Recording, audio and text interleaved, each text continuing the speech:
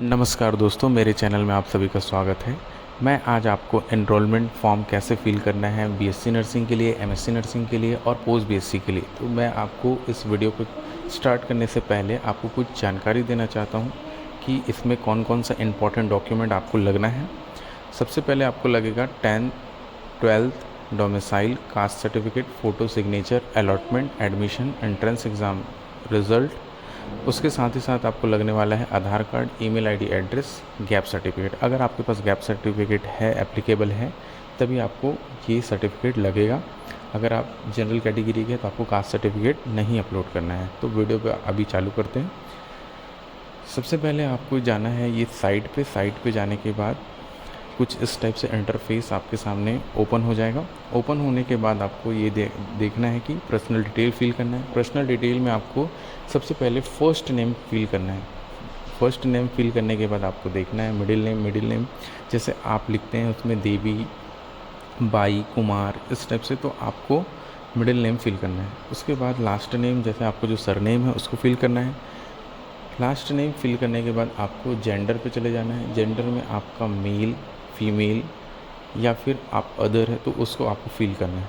उसके साथ साथ आपको ये फिल करना है date of birth. Date of birth को सेलेक्ट करना है।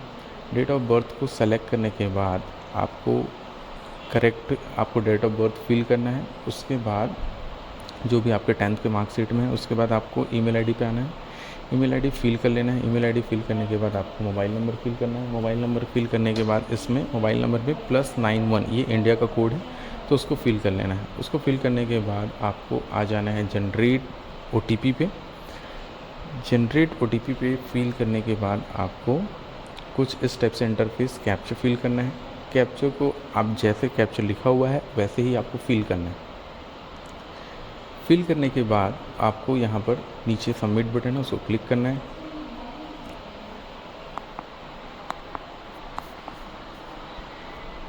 कैप्चर भरने के बाद आपको एंटर ओटीपी आ जाएगा, जिसको आपका ओटीपी ईमेल आईडी में चला जाएगा। उसको आपको फिल करना है। फिल करने के बाद वैलिडेट ओटीपी पर क्लिक करना है। क्लिक करने के बाद आपको डिक्लेरेशन में क्लिक करना है।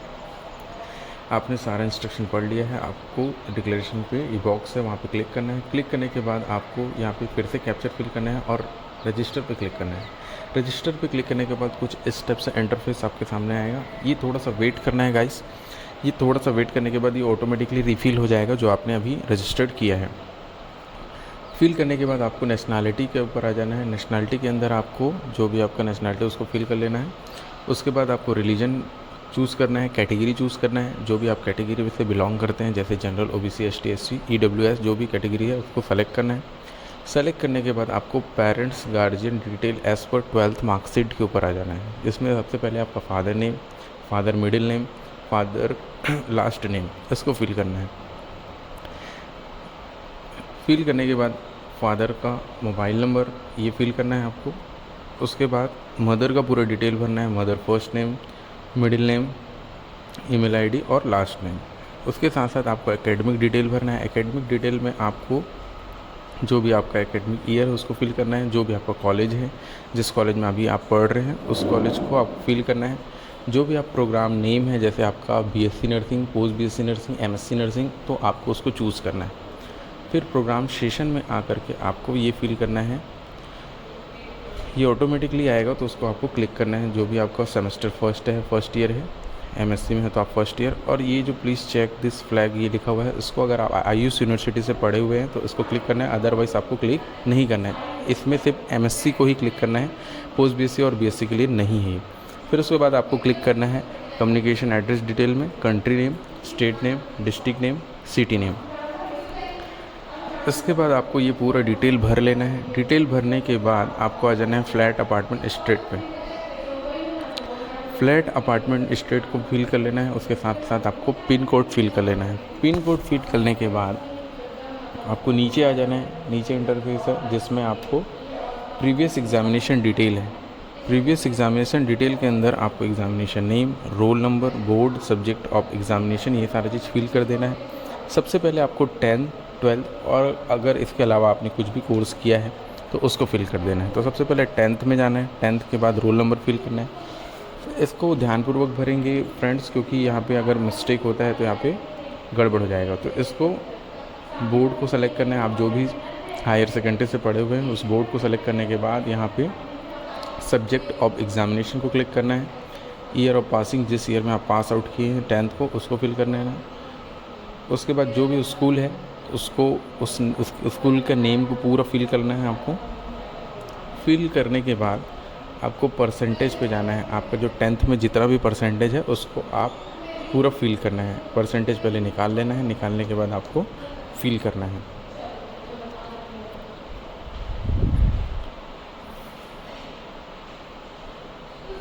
फॉर्म को पूरा ध्यानपूर्वक भरेंगे, यहाँ पे मिस्टेक नहीं करेंगे। उसके बाद आपको ग्रेड और डिवीज़न, जैसे आपका CGPA ग्रेड होता है उसको, अगर ग्रेड है तो ग्रेड भरना है, डिवीज़न है तो डिवीज़न डालना है। जैसे आपका फर्स्ट डिवीज़न है, सेकंड डिवीज़न है, थर्ड डिवीज़न है, तो उसके हिसाब से आपको भरना है। फिर इसके बाद ऐड न्यू रो पे क्लिक करना है। फिर आपको 12th का पूरा भरना है। उसके बाद आपको फिर से ऐड न्यू रो करके आपको नीचे आप जो भी और कोर्स एडिशनल करके रखें उसको फिल करना है। 12th में पूरा भरना है, 12th का पूरा 12th सेलेक्ट कर लेना है, रोल नंबर 12th का फिल कर लेना है।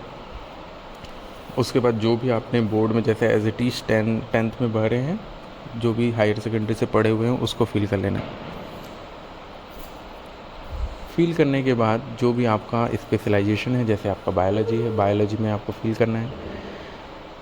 उसके बाद जो भी ईयर में आप 12th पास आउट किए हैं, उसके बाद जो स्कूल से आप पढ़े हैं उस स्कूल को फिल कर देना है, परसेंटेज फिल कर देना है और आपका डिवीज़न फिल कर देना है।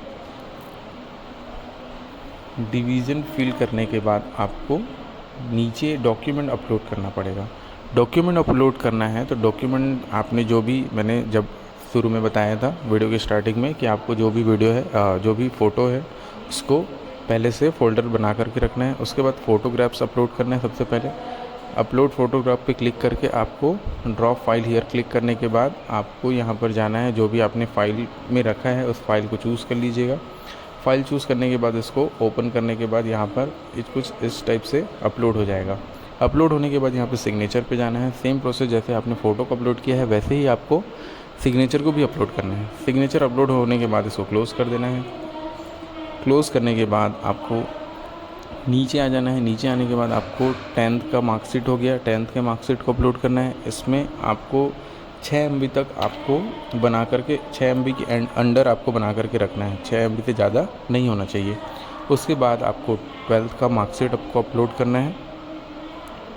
12th के मार्कशीट को अपलोड करके उसके बाद आपको जाना है एडमिशन लेटर फ्रॉम कॉलेज। जो आपकी कॉलेज आपने जब एडमिशन लिया होगा उस टाइम आपको एडमिशन स्लिप मिला होगा, उसी एडमिशन स्लिप को आपको उसको डालना है। डालने के बाद आपको फिल कर देना है। उसके साथ साथ आपको उसके बाद आईडी प्रूफ, जैसे आईडी प्रूफ में जैसे वोटर आईडी हो गया, आधार कार्ड हो गया, ड्राइविंग लाइसेंस हो गया, ये सारी चीज़ को आपको फिल करना है। फिल करने के बाद आपको फिर से क्लोज पे जैसे अपलोड हो जाएगा उसके बाद क्लोज पे क्लिक कर देना है।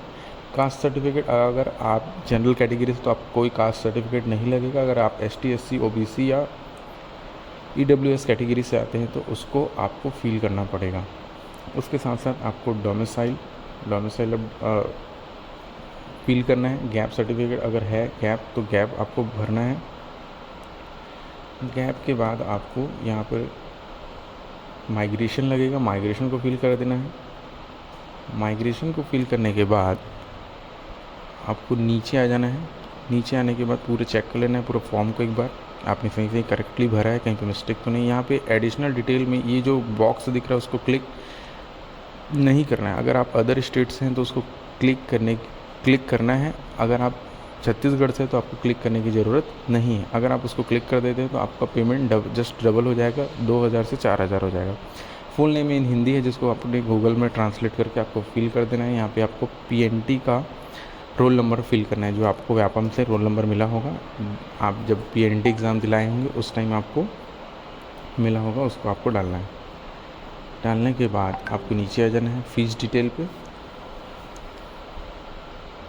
फ़ीस डिटेल में आने के बाद आपको कुछ ऑनलाइन साइट्स मिल जाएंगी जिसमें आपको पेमेंट करना है। ऑनलाइन में आपको यहाँ पर, अगर आप छत्तीसगढ़ से तो यहाँ पे 2000 दिखाएगा, अगर आप अदर स्टेट से हैं तो आपको 4000 यहाँ पे दिखाएगा। उसके बाद कैप्चर फिल कर देना है। कैप्चर फिल करने के बाद इस कैप्चर को ध्यान से भरेंगे। यहाँ पे स्मॉल है तो स्मॉल भरेंगे, अगर नंबर्स है तो नंबर्स में फिल करेंगे। अगर ये समझ में नहीं आ रहा होगा तो ये राउंड वाला है, उसको क्लिक करने से आपको ये चेंज हो जाएगा। फिर सबमिट पे क्लिक करने के बाद यहाँ पे कुछ आपको पेमेंट का साइट मिल जाएगा। जैसे आपको यूपीआई मिला है, यहाँ पे बारकोड से स्कैन करके आपको पेमेंट करना है। पेमेंट करने के बाद आपको ऑटोमेटिकली क्या होगा, इंटरफेस आ जाएगा पेमेंट का। पेमेंट के बाद इसको आपको थोड़ी देर वेट करना है, फिर प्रिंट करके आपको फॉर्म को प्रिंट कर लेना है। Thank you so much.